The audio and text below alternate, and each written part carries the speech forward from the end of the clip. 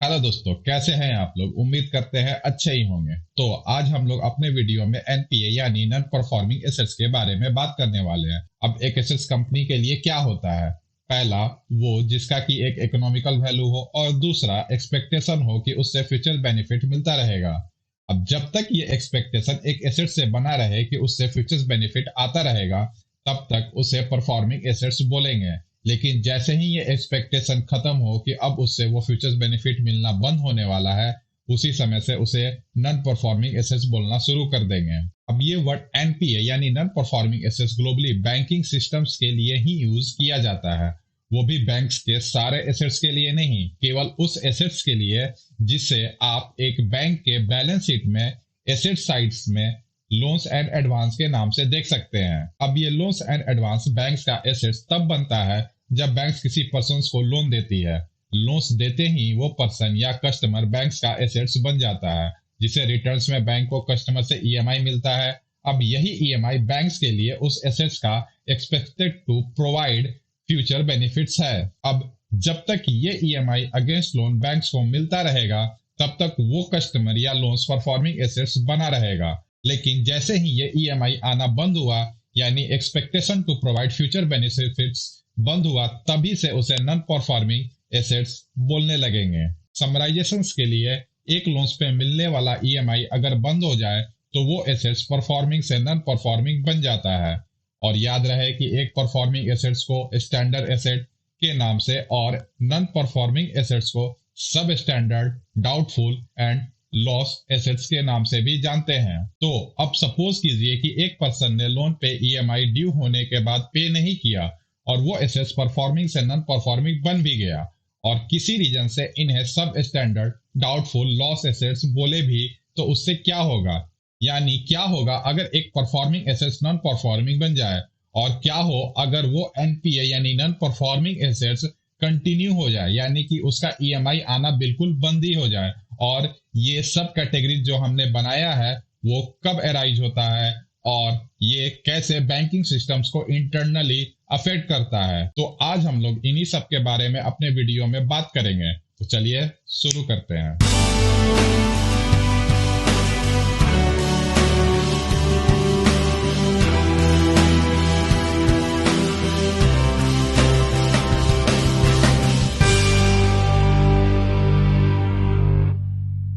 तो अभी suppose banks ने किसी कस्टमर मिस्टर एक्स को 1 लाख का लोन दिया for the period of 12 months, and at the interest rate of 12% per annum, जिसका ईएमआई 8,848 रुपीज एंड 88 पैसे निकलेगा। और उसका ईएमआई टेबल कुछ ऐसा बनेगा। अगर आपको EMI calculation and EMI table बनाने का आइडिया नहीं है, तो आप पहले उस वीडियो को जाके देख लीजिए, जिसका लिंक आपको डिस्क्रिप्शन में मिल जाएगा, और वो आप यहाँ आई बटन से भी देख सकते हैं। अब आफ्टर 3 ईएमआई टाइमली पेमेंट के बाद mister x fourth EMI due होने के 10 दिन बाद तक भी ईएमआई पेमेंट नहीं करता, तो क्या मिस्टर एक्स का लोन एनपीए बन जाएगा? तो नहीं, इतने कम पीरियड्स में किसी लोन्स को एनपीए नहीं बोलेंगे। तो बात आता है कि कब बोलेंगे, कितना टाइम लेंगे, और सारे बैंक्स में सेम टाइम लेंगे या अलग अलग। तो आप सबको पता ही होगा कि इंडिया में बैंक्स को आरबीआई रेगुलेट करती है, और सारे बैंक्स पे बैंकिंग रेगुलेशन एक्ट 1949 अप्लाई होता है। तो एनपीए से रिलेटेड जो भी आरबीआई ने गाइडलाइंस दिया है, वो पीरियड्स उन्होंने उसमें 90 डेज दिया गया है, जो सारे बैंक्स के लिए एप्लीकेबल होता है। अब जैसा कि मैंने बताया, एक non performing assets 90 day EMI ना मिलने की वजह से आता है। तो हम तो ये कह सकते हैं कि 0 to 90 डेज तक लोन्स एक परफॉर्मिंग या स्टैंडर्ड एसेट्स होता है। फिर 90 डेज के बाद से वो एसेट्स नॉन परफॉर्मिंग या सब स्टैंडर्ड की कैटेगरी में चला जाता है, और ईएमआई बिल्कुल बंद ही हो जाए, यानी वो 90 डेज अब ईयर में बदल जाए, तो फिर उसके लिए उसको डाउटफुल एसेट्स बोलने लगेंगे। समराइजेशन के लिए, एक कस्टमर्स के लोन को 2 ब्रॉड ग्रुप में डिवाइड किया गया है। परफॉर्मिंग या standard assets for the period up to 90 days, non performing या sub standard assets after the period of 90 days, अगर ईएमआई ड्यूज 90 डेज तक ना मिले और ये ईएमआई पूरे 1 साल तक ना आए, तो 1 साल के बाद उसे डाउटफुल एसेट्स बोलेंगे। तो हमने एनपीए सीख लिया, लोन्स को कैटेगरी में डिवाइड भी कर लिया, और अब देखते हैं कि ये बैंकिंग सिस्टम्स को अफेक्ट कैसे करता है। अब यदि आपने मेरा ईएमआई कैलकुलेशन वाला वीडियो देख लिया है तो आपको पता ही होगा कि बैंक्स द्वारा लोन्स के अगेंस्ट कलेक्ट किया जाने वाला ईएमआई टू थिंग्स को कंबाइन करता है। पहला है प्रिंसिपल पार्ट, जो कि कुछ और नहीं बैंक्स द्वारा दिए गए लोन्स का ही एक छोटा हिस्सा होता है, और दूसरा है इंटरेस्ट पार्ट, जो कि बैंक्स के लोन्स के रिमेनिंग पार्ट पे per month with certain rate charge करती है, और वो बैंक्स के लिए एक इनकम होता है। तो दोनों को अलग अलग समझेंगे कि बैंक्स को उसे कैसे ट्रीट करना होता है एज पर आरबीआई गाइडलाइन। तो अब जैसे ही इनका लोन्स एनपीए हुआ तो उसके ईएमआई के प्रिंसिपल पार्ट का क्या होगा और इंटरेस्ट पार्ट का क्या होगा एज पर आरबीआई गाइडलाइंस। तो पहले बात करते हैं उसके इंटरेस्ट पार्ट की। तो एज पर आरबीआई गाइडलाइंस जब लोन्स एनपीए बन जाए तो उस पे एराइज होने वाला इंटरेस्ट को बैंक्स के पीएनएल अकाउंट के एक्रूअल बेसिस की जगह उसे रिसीव्ड बेसिस पर एज ए इनकम चार्ज करेंगे। मीनिंग तो इसे जानने के लिए आपको थोड़ा अकाउंटिंग की दुनिया में चलना होगा। तो अंदर अकाउंटिंग सिस्टम किसी भी इनकम या एक्सपेंस को बुक्स ऑफ अकाउंट्स में उसके एक्रेंस के बेसिस पर रिकॉर्ड किया जाता है, रादर कि वो कब एक्चुअली रिसीव या पे हुआ है या नहीं हुआ है, और इसे कॉन्सेप्ट को ही एक्रूअल बेसिस कॉन्सेप्ट के नाम से जाना जाता है। एग्जाम्पल के लिए एक XYZ कंपनी अपने एम्प्लॉय को सैलरी पे करता है। अब सपोज उसे किसी ए पर्सन को दिसंबर की सैलरी फेब में पे कर दी, तो अंडर अकाउंटिंग सिस्टम एज पर एक्रूअल बेसिस कॉन्सेप्ट इसे दिसंबर के ही एक्सपेंस में रिकॉर्ड किया जाएगा, क्योंकि ये सैलरी एक्रूड हुआ था दिसंबर मंथ में, इरेस्पेक्टिव ऑफ कि इसे पे कब किया गया हो। सेकंड एग्जांपल के लिए सपोज सेम XYZ कंपनी किसी रीजन से अपने एम्प्लॉय ए को मार्च एंड अप्रैल का सैलरी फेब में ही एज ए एडवांस पे कर देती है, तो in books of account as पर एक्रूअल बेसिस इस सैलरी एक्सपेंस को मार्च एंड अप्रैल के एक्सपेंस में रिकॉर्ड किया जाएगा, इरेस्पेक्टिव ऑफ कि इसे कब पे किया गया है। अब उसी तरह से बैंक्स को मिलने वाला interest income on loan accrual basis पे ही रिकॉर्ड करती है, रादर कि वो इंटरेस्ट एक्चुअली कब रिसीव हुआ है। तो अब जैसे कोई performing assets non performing assets बन जाता है तो उस पे होने वाले इनकम यानी इंटरेस्ट को एक्रूअल बेसिस पे नहीं रिकॉर्ड किया जाता, और अब उसे रिसीविंग बेसिस पे एज ए इनकम रिकॉर्ड किया जाने लगता है। मतलब नॉन परफॉर्मिंग एसेट्स से होने वाले इनकम यानी इंटरेस्ट को बुक्स ऑफ अकाउंट्स में तभी एज ए इनकम रिकॉर्ड करेंगे जब वो एक्चुअली रिसीव हो, रादर कि वो एक्रूड कब हुआ है। तो उम्मीद करते हैं कि आपको परफॉर्मिंग एसेट्स से नॉन परफॉर्मिंग एसेट्स होने के बाद इंटरेस्ट पार्ट का बैंक्स को क्या ट्रीटमेंट करना होता है वो समझ में आ गया होगा। तो अब बढ़ते हैं अपने सेकंड पार्ट की तरफ, जो कि था प्रिंसिपल पार्ट। तो चलिए देखते हैं कि बैंक्स अब प्रिंसिपल पार्ट को कैसे ट्रीट करती है एज पर आरबीआई गाइडलाइंस। तो हम लोग लोन्स को ऑलरेडी क्लासिफाई कर चुके हैं in performing and non performing, जिसमें standard up to 90 days arise हुआ था, और सब स्टैंडर्ड 90 डेज टू 1 ईयर और डाउटफुल आफ्टर 1 ईयर हुआ था। ये क्लासिफिकेशन करने का पर्पस लोन पे अमाउंट ऑफ प्रोविजंस कंप्यूट करने से है। अब ये क्लासिफिकेशन करने का पर्पस ये है कि लोन्स पर एक specific amount of provision compute किया जा सके और उसे पीएनएल अकाउंट में चार्ज किया जा सके। मीनिंग तो इसे समझने के लिए आपको फिर से एक बार चलना पड़ेगा अकाउंट्स की दुनिया में।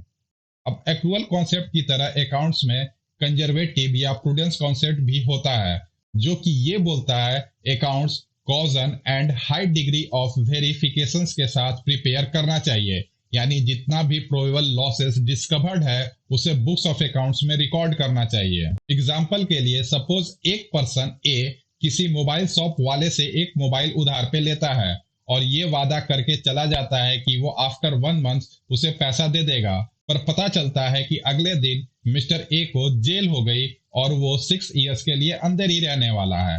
तो under accounting as per conservative concept उसी टाइम मोबाइल शॉप के बुक्स ऑफ अकाउंट्स में प्रोबेबल लॉस ट्रीट करते हुए रिकॉर्ड कर लिया जाएगा। ध्यान रहे कि ये प्रोबेबल लॉस है, एक्चुअल लॉस को तो करेंगे ही, पर प्रोबेबल लॉस को भी as a loss books of accounts में ट्रीट करके उसे प्रॉफिट में से माइनस करेंगे।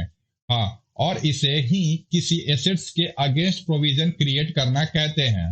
यानी हमारे केस में लोन्स जो एक एसेट्स है, जब परफॉर्मिंग से नॉन परफॉर्मिंग बनता है तो वो कहीं ना तो कहीं प्रोबेबिलिटी ऑफ लॉस को ही बताता है। तो एज पर कंजर्वेटिव कॉन्सेप्ट इस लोन को भी एज ए लॉस ट्रीट करके इसके नाम का प्रोविजंस बना लेना चाहिए। तो बात आता है कितना प्रोविजंस बनाएं या लॉस ट्रीट करें, तो उतना ही जितना आरबीआई ने गाइडलाइंस दे रखा है। तो आरबीआई ने बोला है फॉर सब स्टैंडर्ड एसेट्स 25% यानी 90 डेज तक ईएमआई ना आए, और 100% अगर एक साल तक ईएमआई ना आए। पर ये जो आपको दिया गया है ये कंप्लीटली अनसिक्योर्ड लोन के लिए ही दिया गया है, और यदि अगर ये सिक्योर्ड लोन हो तो इसे फॉर सब स्टैंडर्ड एसेट 15% और डाउटफुल को इन्होंने 3 सब कैटेगरी में बांटा है, यानी कि up to 1 year 25%, 1 year to 3 years को 40% and doubtful greater than 3 year को 100%। अब पहले इसे एक सिंपल वे में समझने की कोशिश करते हैं कि सपोज मिस्टर एक्स ने एक XYZ कंपनी बनाया जो कि एक टैक्सी सर्विस प्रोवाइड करती है। उसके लिए मिस्टर एक्स ने 5 टैक्सी परचेज की और बिजनेस करना शुरू कर दिया, जिसमें उन्हें पर टैक्सी का कॉस्ट ₹2 लाख पड़ा और टोटल 10 लाख आया। और टैक्सी का जो आपको लाइफ एस्टिमेटेड किया गया है वो 8 साल है, यानी कि 8 साल के बाद वो टैक्सी कोई काम की नहीं रहेगी और मिस्टर एक्स को फिर से टैक्सी परचेज करनी पड़ेगी टू रन द बिजनेस। तो आफ्टर 8 ईयर मिस्टर एक्स को एटलीस्ट सेम मनी अर्न करने के लिए फिर से 5 टैक्सी बाई करनी होगी। और सपोज टैक्सी प्राइस ना भी बढ़ा हो इस 8 साल में, तो भी उन्हें 10 लाख यानी 2 लाख पर टैक्सी के लिए फंड चाहिए ही होगा। तो वो बर्डन एक बड़ा बर्डन होगा जो वो कैसे झेलेंगे। तो ये बर्थडे ना बने इसके लिए मिस्टर एक्स ने अगर हर साल थोड़ा थोड़ा पैसा टैक्सी के लिए प्रॉफिट से अलग कर लिया होता तो ये बर्थडे नहीं बनता, और जो कि बनेगा 10 लाख डिवाइडेड बाय 8 जो कि कुछ 1,25,000 ईयरली होगा और 10,500 करीब मंथली होगा। तो इसी मेथड्स को अप्लाई करना एसेट्स के अगेंस्ट, इस केस में टैक्सी के अगेंस्ट प्रोविजंस क्रिएट करना कहते हैं। अब एक और सिचुएशन होता है जहां एक बिजनेसमैन को प्रोविजंस बना के रखना ही चाहिए, यानी प्रॉफिट में से कुछ पार्ट निकाल के रखना ही चाहिए, और वो सिचुएशन होता है अनएक्सपेक्टेड लॉस को झेलने के लिए। जैसे एक जनरल स्टोर से कोई उधार सामान लिया जो कि इंडिया में बहुत कॉमन ट्रेंड है, और उधार लेने वाला टाइम से पैसा किसी कारण से नहीं दे पाया, तो हो सकता है उसी टाइम वो अमाउंट जो नहीं मिला उस जनरल स्टोर वाले को, वो उसके लिए उस समय काफी जरूरत हो। तो ऐसे सिचुएशंस को भी झेलने के लिए कुछ प्रोविजंस यानी प्रॉफिट में से कुछ हिस्सा अलग करके रखना चाहिए। तो वैसे ही बैंक्स को भी अनएक्सपेक्टेड लॉस होने का चांस तो बनता ही है कि जब बैंक्स ने किसी को लोन्स दिया तो वो लेंडर किसी रीजन से पैसा ना दे पाए, और बैंक्स जब लोन्स देती है तब तो पता नहीं होता कि लेंडर्स उसका पैसा वापस देगा या नहीं। पर जब 90 डेज का गैप हो जाता है तो एक ऑब्वियस डाउट क्रिएट होता है, पर पूरी तरह से नहीं। तो उस टाइम से फिर थोड़ा थोड़ा प्रॉफिट में से छोटा छोटा पार्ट प्रॉफिट में से प्रोविजंस बना के अलग कर लेना चाहिए। तो 90 डेज पे 15% सिक्योर्ड लोन का और 25% अनसिक्योर्ड लोन के नाम पे प्रोविजंस बना लेते हैं। अब सिक्योर्ड लोन पे कम प्रोविजन बनाने का रीजन ये होता है कि कहीं ना कहीं बैंक्स को ये लगता है कि कोई भी अपना एसेट्स जो कि लोन के अगेंस्ट है उसे रिस्क में नहीं देगा, और there is a high possibility कि वो लोन्स को पक्का वापस करेगा। तो एक सिक्योर्ड लोन लेने वाले से ज्यादा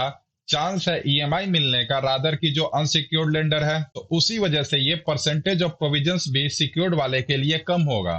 तो अभी आप समझ गए होंगे कि ये परसेंटेज कैसे और कब कब बैंक्स को चार्ज करने होते हैं। तो इसमें एक और बात आपको बता दें कि बैंक्स को या बैंक्स में गए किसी इंस्पेक्शन ऑफिसर्स को या ऑडिटर को पता चल जाता है कि लोन्स जो परफॉर्मिंग था नॉन परफॉर्मिंग बन गया है या नहीं भी बना है, अब उसका ईएमआई नहीं आने वाला, मतलब वो अब एक्चुअल लॉस हो चुका है, तो क्या उसके लिए प्रोविजंस बनाते बैठेंगे? नहीं ना। तो ऐसे लोन्स को उसी टाइम लॉस एसेट्स मान के as a loss PNL account में चार्ज कर देना चाहिए। तो अब फटाफट हम लोग एक कंप्लीट समराइजेशन ले लेते हैं। तो एक परफॉर्मिंग एसेट्स यानी लोन्स पे मिलने वाला ईएमआई ड्यू होने के 90 डेज तक पेमेंट ना आए तो वो परफॉर्मिंग एसेट्स नॉन परफॉर्मिंग बन जाता है। उसके बाद परफॉर्मिंग एसेट्स से एराइज होने वाले इनकम को एक्रूअल बेसिस पे एंड एनपीए से एराइज होने वाले इनकम को रिसिव्ड बेसिस पे बुक्स ऑफ अकाउंट्स में कंसीडर करते हैं। अब प्रिंसिपल यानी लोन एंड एडवांस को दो ब्रॉड कैटेगरी यानी कि performing assets and non performing assets में डिवाइड किया गया है और उनके सब कैटेगरीज है स्टैंडर्ड एसेट, सब standard asset, doubtful assets and loss assets. और इनके अगेंस्ट प्रोविजन चार्ज करने का जो दो कैटेगरी बताई है मैंने, सिक्योर्ड एंड अनसिक्योर्ड, वो केवल दो नहीं है, काफी लंबी लिस्ट है उसकी।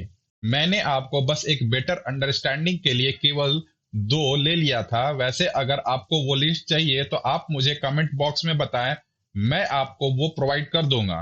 और यदि आपको एनपीए का एक मैथमेटिकल एग्जाम्पल चाहिए तो वो भी आप मुझे कमेंट में बताइए, मैं एक वीडियो ऑन एग्जाम्पल बना के आपके लिए दे दूंगा।